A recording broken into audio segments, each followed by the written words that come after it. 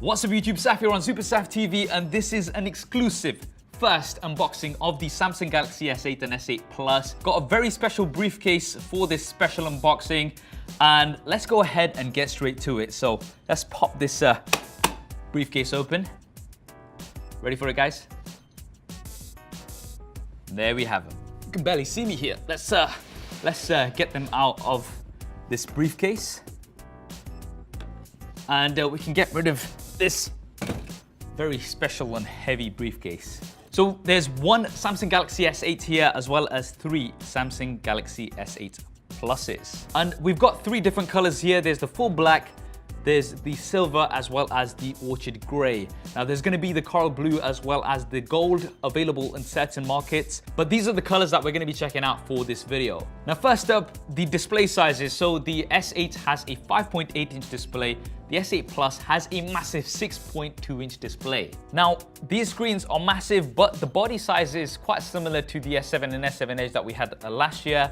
And we've got a new ratio now, it's 18.5 by 9. Now the thinking behind this is that we're scrolling so much these days on our phones, whether that's on Twitter, Facebook, Instagram, you're gonna be able to fit so much more in your display with this. And when it comes to advanced features such as multi-window, you can now have a video playing as well as, say, your messaging app, and as soon as the keyboard pops up, you're still gonna have all of that real estate. Display-wise, we've still got Super AMOLED, so really vibrant colors as well as very deep blacks, and these are, I believe, the first devices that have been certified by the UHD Alliance. QHD plus resolution this time because we have more pixels, so 1440 by 2960, and both phones have curved displays which are symmetrical this time, and I really like this because they're very comfortable to hold in the hand. We've still got a premium build, so it's a metal frame with curved Gorilla Glass 5 panels on the front and back. An IP68 water and dust resistance is still here. So let's take a quick look around the devices. So on the front, as well as that beautiful display, there is also an 8 megapixel front-facing camera, which has an f1.7 aperture, and autofocus this time as well. So we've got face detection autofocus. Should be great for your selfies. I'll definitely be checking that out in more detail. There's an earpiece, but there's also an iris scanner. So this is something we saw introduced last year. Works pretty well. And this time around, we also have facial recognition. So you can just pick the device up and point it towards your face. And this shouldn't work with things like a picture or something because it does use the sensors inside the smartphones. I'll definitely be testing this out, and let me know if you want to see that in more detail. Another thing you'll notice is that we no longer have a home button. This has been replaced by an on-screen button, but it is pressure sensitive. So you can press this hard and you can actually feel the feedback as well. And say you're in a game or something, you can always press hard in that area and that's going to take you back home. And flipping the device around, we now have the fingerprint scanner at the top here. Let me know what you think about the positioning of this. And because we now have the facial recognition as well as the iris scanner, you might not be using this as much. We still have the heart rate sensor with an LED flash.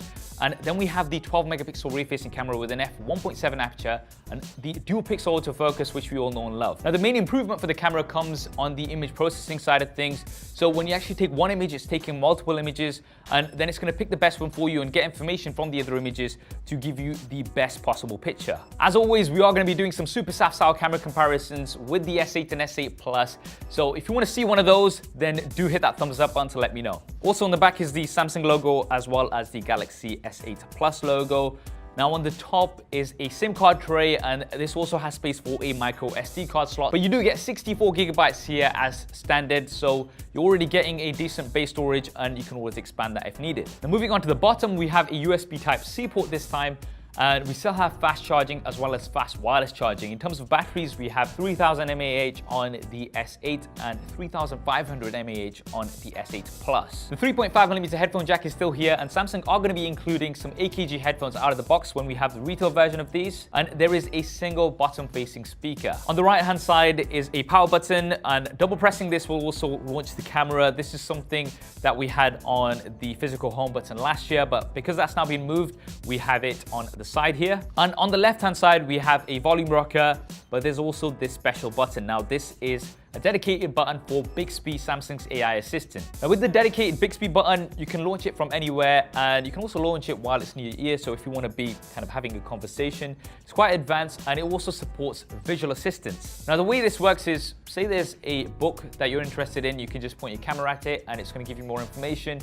There's a street sign, QR code, loads of these different things. And if you want to see Bixby covered in more detail, then definitely let me know. And I'll do a full Bixby demo once I have the official retail version of the S8 and S8 Plus. Now for the internals, we have the Snapdragon 835 processor with 4 GB of RAM. There is also the 8895 available, depending on which market you're from.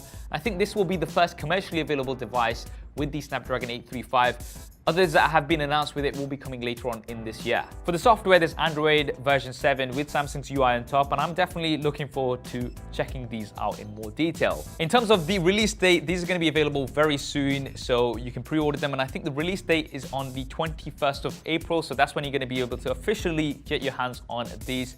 What do you guys think of the Samsung Galaxy S8 and S8 Plus? Drop me a comment below and let me know your thoughts.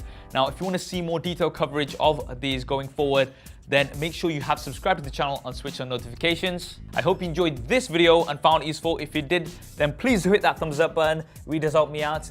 And if you have already, then be sure to subscribe. I'll be having lots more coverage of these on the channel. Hey, you're not supposed to take those. Hey!